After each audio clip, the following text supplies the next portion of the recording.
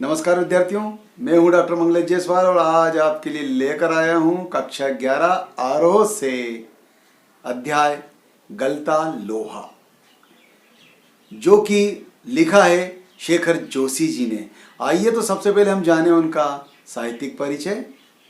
लेखक शेखर जोशी का जन्म उत्तरांचल के अल्मोड़ा में सन 1932 ईस्वी में हुआ। इनकी प्रारंभिक शिक्षा अल्मोड़ा में ही संपन्न हुई। 20वीं सदी के छठे दशक में हिंदी कहानी में बड़े परिवर्तन हुए। इस समय एक साथ कई युवा कहानीकारों ने परंपरागत तरीके से कहानियां लिखनी चालू की। इस तरह कहानी की विधा साहित्य जगत के केंद्र में आ खड़ी हुई। इस नए उठान को नई कहानी आंदोलन नाम दिया गया। इस आंदोलन में शेखर जोशी का स्थान अन्यतम है। इनकी साहित्यिक उपलब्धियों को देखते हुए इन्हें पहल सम्मान प्राप्त हुआ। इनकी रचनाएं निम्नानुसार है, जो कि मेरे द्वारा उच्चारित की जाएगी, आप सुने। कहानी संग्रह कोशी का घटवार, साथ के लोग, दाज्यू, हलवाहा, नौरंगी बीमार है। शब्द चित्र संग्रह है इनके एक पेड़ की याद। इनकी कहानियां कई भारतीय भाषाओं के अतिरिक्त अंग्रेजी, पोलिश और रूसी में भी अनुवादित हो चुकी है। विद्यार्थियों, शेखर जोशी की कहानी नई कहानी आंदोलन के प्रगतिशील पक्ष का प्रतिनिधित्व करती है। समाज का मेहनत कश और सुविधाविहीन तबका इनकी कहानियों में अमिट जगह पाता है। निहायत सहज एवं आडंबरहीन भाषा शैली में वे सामाजिक यथार्थ के बारीक नुक्तों को पकड़ते और प्रस्तुत करते हैं।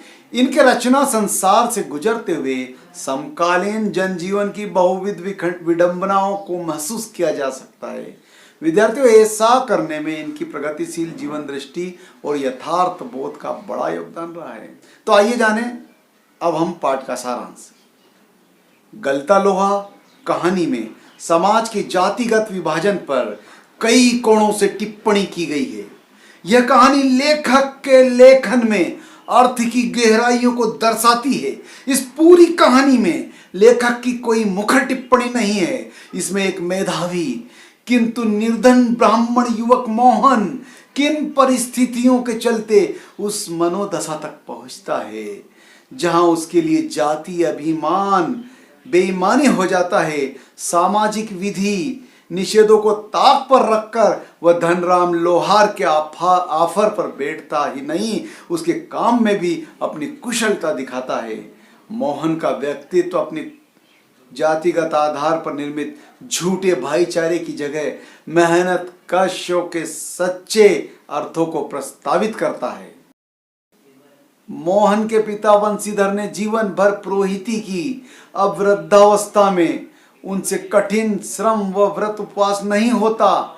उन्हें चंद्रदत्त के यहाँ रुद्री पाठ करने जाना था, परंतु जाने की स्थिति नहीं थी, उनकी तबीयत ठीक नहीं थी।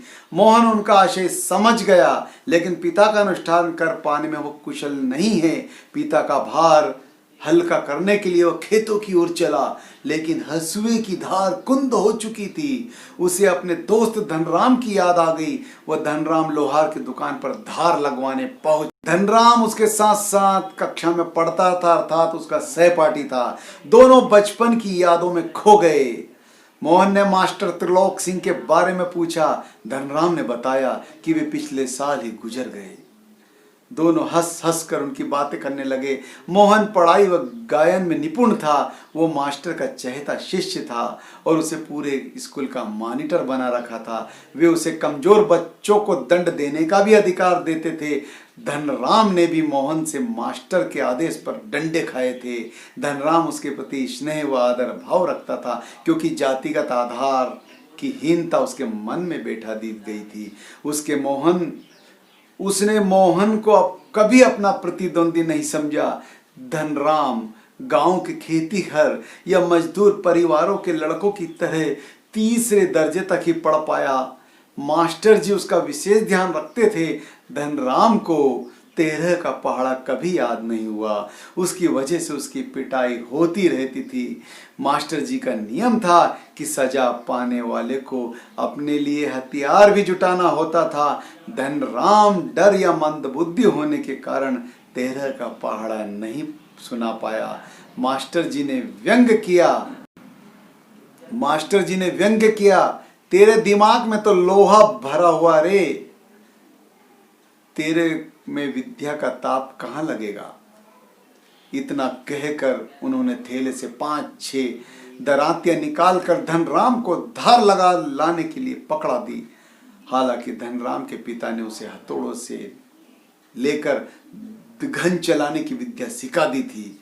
विद्या सीखने के दौरान मास्टर त्रिलोक सिंह उसे अपनी पसंद का बैत चुनने की छूट देते थे, परंतु गंगाराम इसका चुनाव स्वयं करते थे। एक दिन गंगाराम अचानक चल बसे। धनराम ने सहज भाव से उनकी विरासत संभाली। इधर धनराम ने विरासत संभाली और उधर मोहन ने छात्रवृत्ति पाई। इससे उसके पिता वंशीधर तिवारी उसे बड़ा आदमी बनाने का स्वप्न देखने लग गए। पैतृक धंधे ने उन्हें निराश कर दिया था। वे कभी परिवार का पूरा पेट नहीं भर पाए। अतः उन्होंने गांव से 4 मील दूर स्कूल में उसे दाखिला दिला दिया।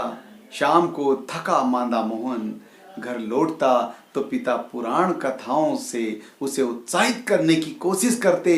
वर्षा के दिनों में मोहन नदी पार गांव के यजमान के घर रहता था। एक दिन नदी में पानी कम था तथा मोहन घसियारों के साथ नदी पार कर रहा था, अर्थात घर आने के लिए जा रहा था। पहाड़ों पर भारी वर्षा के कारण अचानक नदी में बाढ़ आ गई।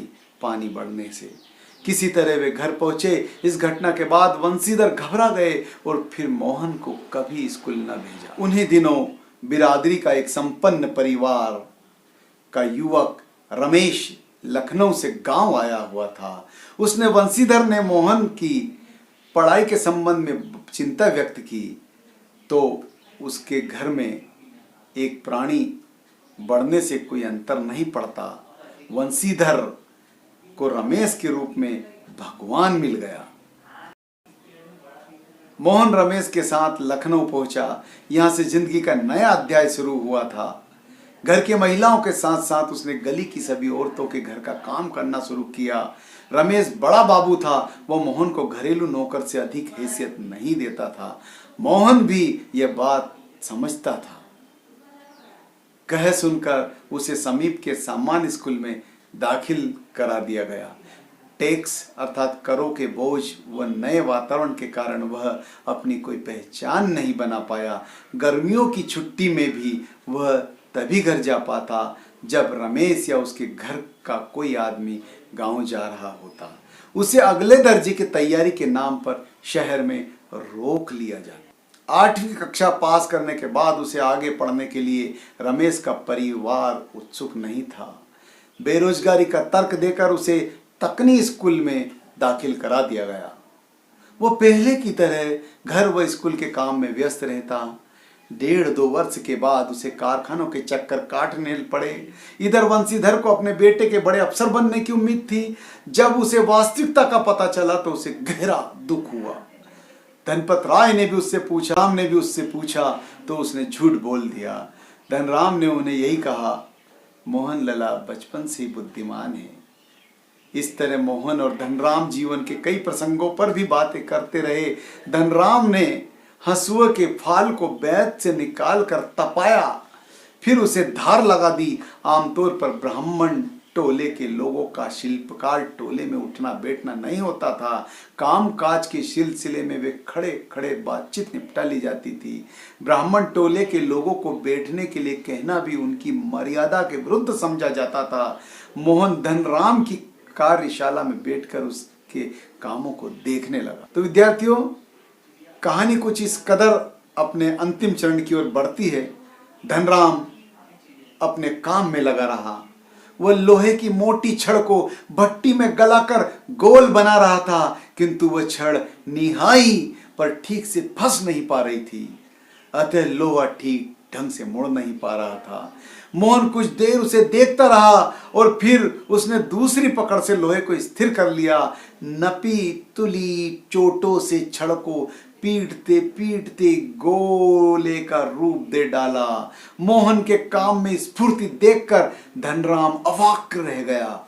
वह पुरोहित खानदान के युवक द्वारा लोहार का काम करने पर आश्चर्यचकित था। धनराम के संकोच धर्म संकट से उदासीन मोहन लोहे के छल्लों की त्रुटिहीन गोलाई की जांच कर रहा था। उसकी आंखों में एक सर्जक की चमक थी।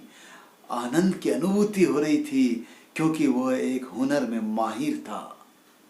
विद्यार्थियों, यहाँ पाठ का सारांश समाप्त हुआ। अब हम अगले वीडियो में इसी के प्रश्नोत्तर पर चर्चा करेंगे। तब तक इंतजार कीजिए मेरे नए वीडियो का। हाँ, मेरे चैनल को सब्सक्राइब कीजिए और लाइक भी कीजिए, शेयर भी कीजिए। समय समय पर मुझे कमेंट्स के द्वारा सुझाव भी दीजिए। धन्यवाद।